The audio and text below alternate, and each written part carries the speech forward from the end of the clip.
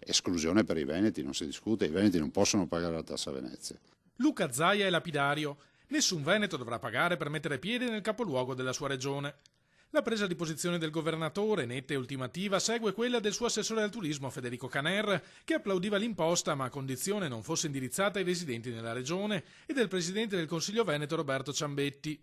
Bene far pagare i turisti, scandiva il leghista, ma non possiamo considerare tali quanti vivono e risiedono regolarmente in Veneto. A questi cittadini che hanno in Venezia la loro capitale e punto di riferimento culturale, oltre che politico e amministrativo, non si può applicare una tassa d'ingresso. Non solo i veneti, ma tutti gli italiani dovranno essere esonerati dal pagamento, rilanciano dal Movimento 5 Stelle veneziano. Nessuno di noi sapeva di questo provvedimento, confessa ai suoi compagni di partito la senatrice Orietta Vanin. La Lega con noi del Veneto non parla. Abbiamo appreso in aula che c'era un emendamento del governo su Venezia e ne abbiamo preso atto. Se ci fosse stata una condivisione coi parlamentari ne sarebbe uscito un testo diverso.